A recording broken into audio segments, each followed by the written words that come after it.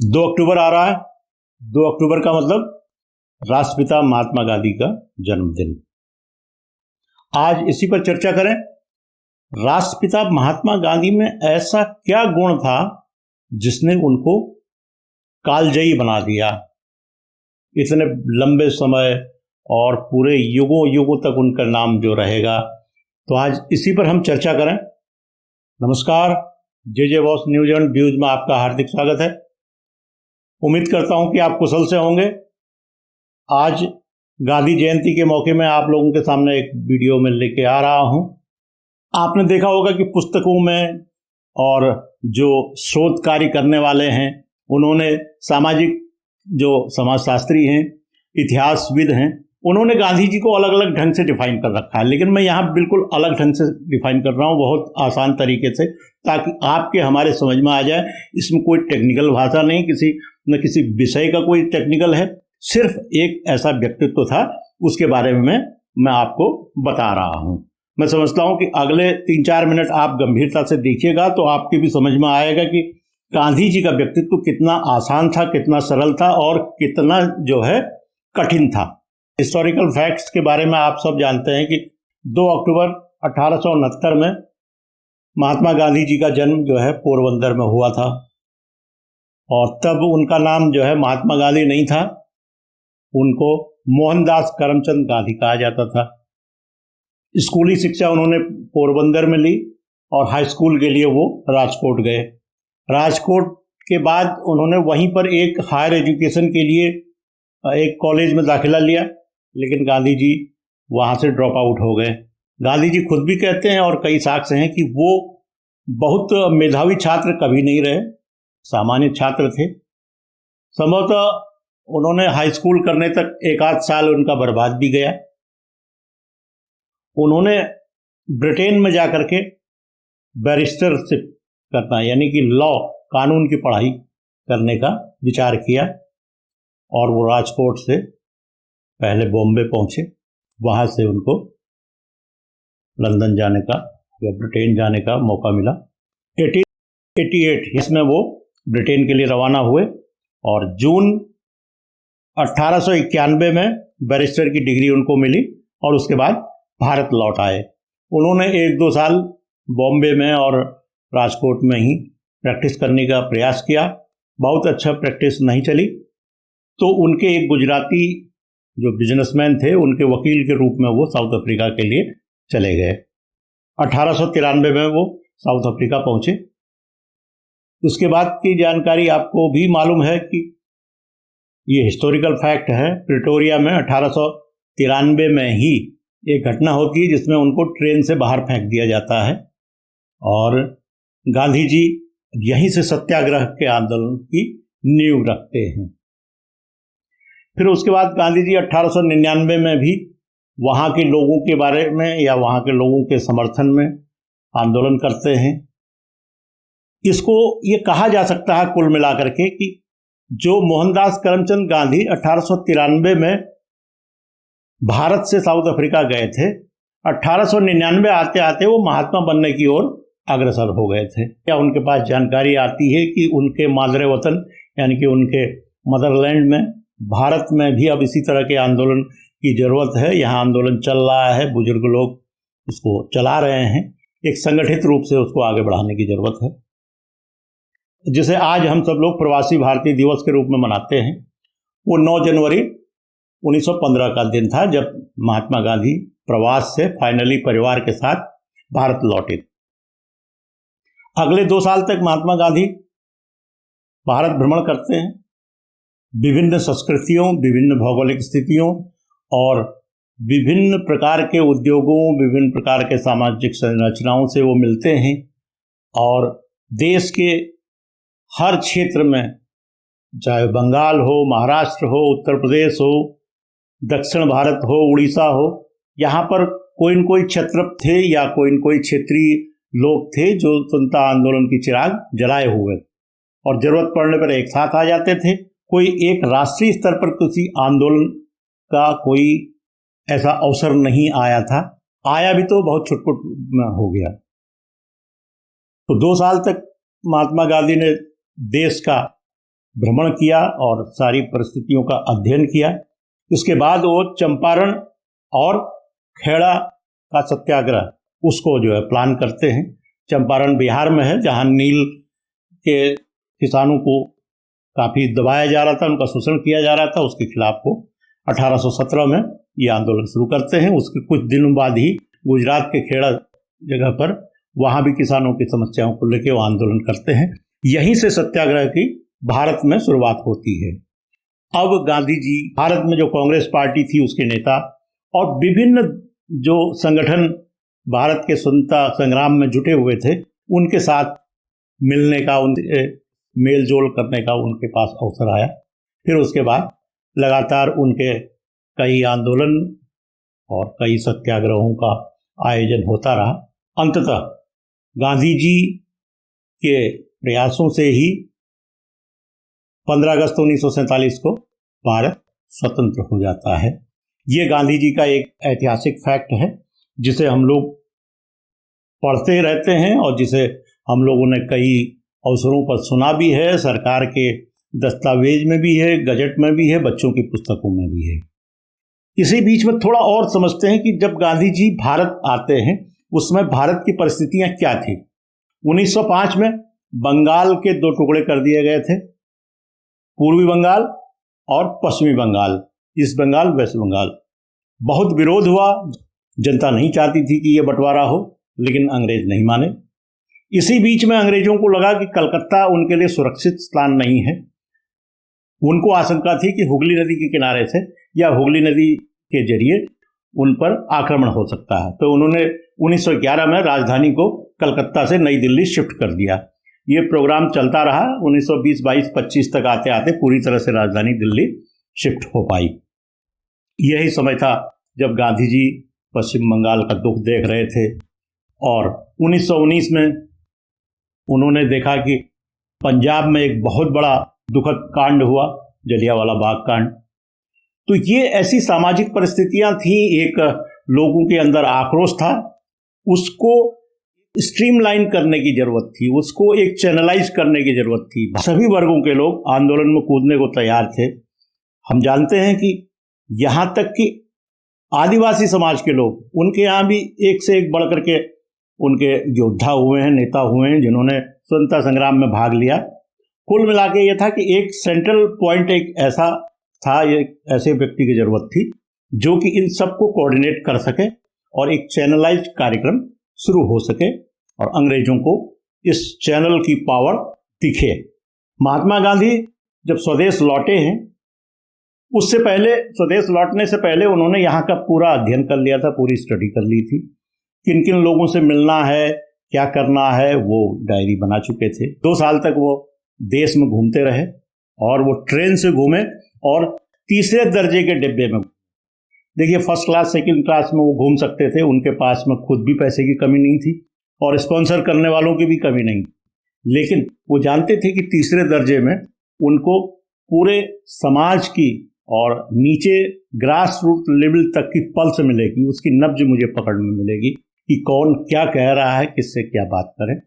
आज के समय में आप देखते होंगे कि हमारे नेता लोग केवल चुनाव के समय हम लोगों के बीच में आते हैं, हाथ जोड़ते हैं, उसके बाद अगले 5 साल तक वो सीधे हवाई जहाज में या आसमान में ही रहते हैं।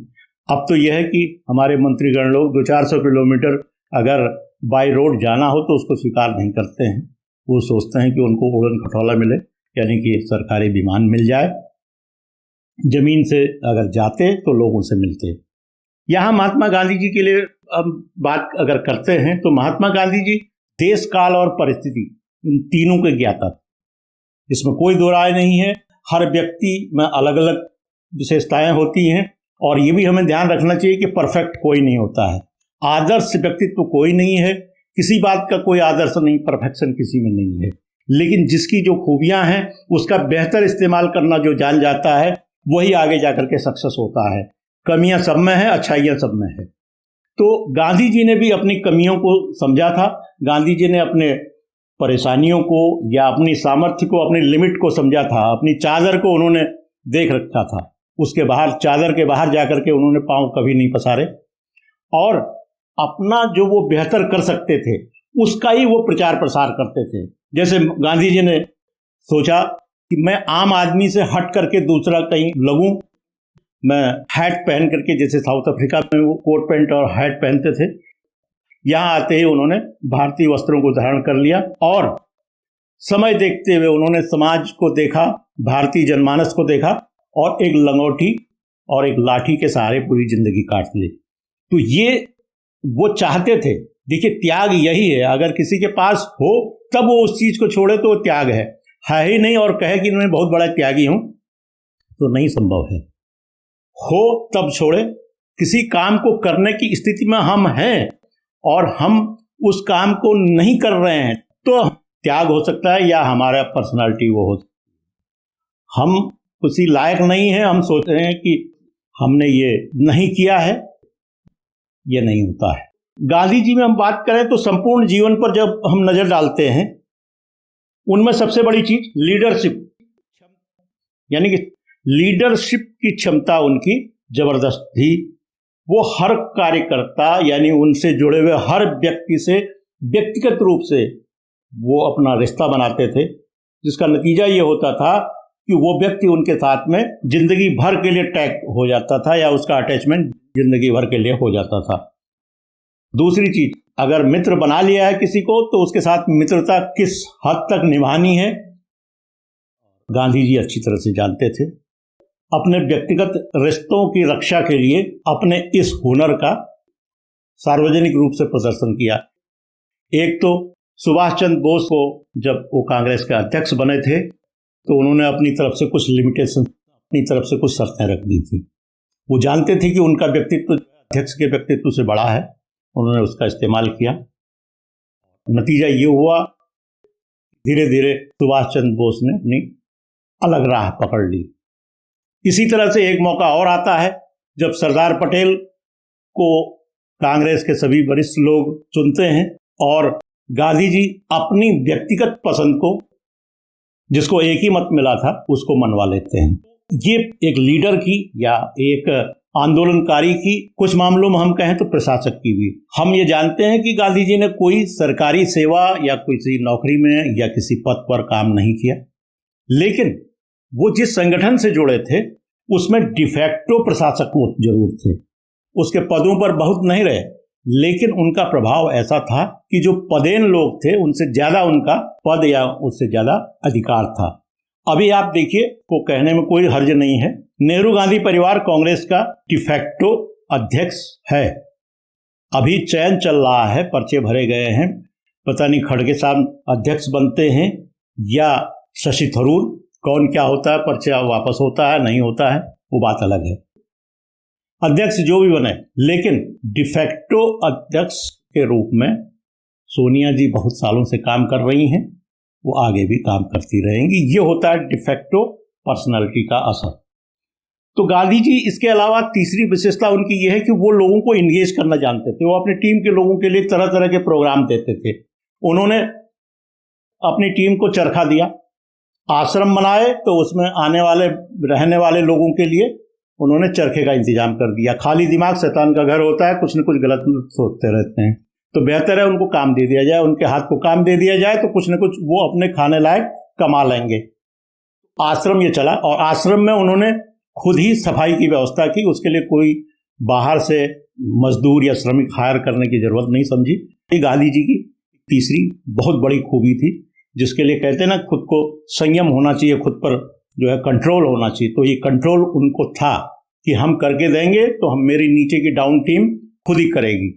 इसके अलावा उन्होंने सोचा कि मेरी टीम में पैसे की कमी न रहे, आत्मनिर्भरता रहे, स्वावलंबन रहे, इसलिए उन्होंने स्वरोजगार का नारा दिया और जिसके तहत चरखा जो है सूत काटता था, कपड़ा बनाने का काम भी, खादी बनाने का काम भी उन्होंने अपने ही आश्रमों में शुरू किया और धीरे धीरे ये कुटीर उद्योग के रूप में देश भर में फैला। और नतीजा ये हुआ कि गांधी जी के आह्वान पर खादी कपड़ा खरीदा भी जाने लगा। उन्होंने विदेशी कपड़ों का विरोध किया। देखिए, ये मार्केटिंग है। गांधी जी को एक मार्केटिंग का भी बहुत बड़ा अनुभव था कि हम अपने प्रोग्राम्स को कैसे मार्केट करें, और उन्होंने देखा कि खादी पहनने में लोग बाग थोड़ा बहुत नानुकुर कर रहे हैं या पसंद नहीं कर रहे हैं, तो उन्होंने सीधे विदेशी कपड़ों, विदेशी वस्त्रों का होली जलवा दी। तो उसका असर यह पड़ा कि आज भी लोग खादी खरीदते हैं। नए रूप में खादी को अब फैशन के रूप में अपनाने की बात हो रही है, लेकिन उन्होंने जो कार्यक्रम दिए थे वो सस्टेन कर रहे हैं, वो अभी भी चल रहे हैं। 5वां नंबर है, गांधी जी को यह भी पता था अगर मुझे लंबी रेस में चलना है तो दिखावटीपन नहीं चलेगा। देखिए, हम आप बातचीत में बनावट करते हैं। हम ड्राइंग रूम में अगर बैठते हैं दो अजनबी, 4-5 मिनट 8 मिनट बाद हमारी बातचीत का खत्म हो जाता है सिलसिला। ये तब है जब हम एक दूसरे को तौल रहे होते हैं, दिखावटी कर रहे होते हैं। 7-8 मिनट के बाद अगर औपचारिकता खत्म नहीं हुई है तो हम एक दूसरे को पसंद भी नहीं करते हैं, उठ के इधर उधर चले जाते हैं। और अगर इस बीच में जो ये एक दूसरे से औपचारिकता है वो खत्म हो गई है और बिल्कुल नेचुरल उसमें हम लोग आ गए हैं, तो फिर हम कितनी देर बात करें फिर कोई दिक्कत नहीं होती है। तो ये गांधी जी जानते थे, इसलिए उन्होंने कभी भी किसी भी प्रोग्राम में, किसी भी कार्यक्रम में, कोई भी सत्याग्रह आंदोलन हो या कोई सामाजिक आंदोलन हो, उसमें उन्होंने दिखावटीपन का सदा विरोध किया। उन्होंने कहा जो है, जो सत्य है उसके साथ चलो। 6ठे नंबर पर यह है कि गांधी जी सामने वाले की सामर्थ्य को बहुत अच्छी तरह जानते थे। मैं पहले भी बता चुका हूं कि गांधी जी अपनी चादर तो जानते ही थे, लेकिन वो सामने वाले को भी एसेस कर लेते थे कि ये कहां तक जा सकता है, क्या कर सकता है। तो इस तरह से सबसे बड़ी बात है कि कौन सा कार्य कब होना है, कितना होना है, इसका भी ज्ञान उनको था। और अंत में मैं ये भी कहना चाहूंगा कि उन्हें इस बात का भान था कि उनके बताए गए विचार किस तरह से लॉन्ग लास्टिंग हो सकते हैं, किस तरह से कई सालों तक आगे रह सकते हैं समाज में। तो उन्होंने उसी तरह से अलग अलग सिंबल्स दिए हैं। सबसे पहले आचरण सही रखो, तो सबके आचरण को उन्होंने दुरुस्त करने की कोशिश की। दूसरी चीज है अलग पहचान होनी चाहिए। अलग पहचान ये थी कि खादी के वस्त्र पहनना है, और जहां कहीं आश्रम है वो आत्मनिर्भर हो जाए। डोनेशन पर तो अलग बात है, लेकिन कम से कम अपना जरूरी खर्चा चले।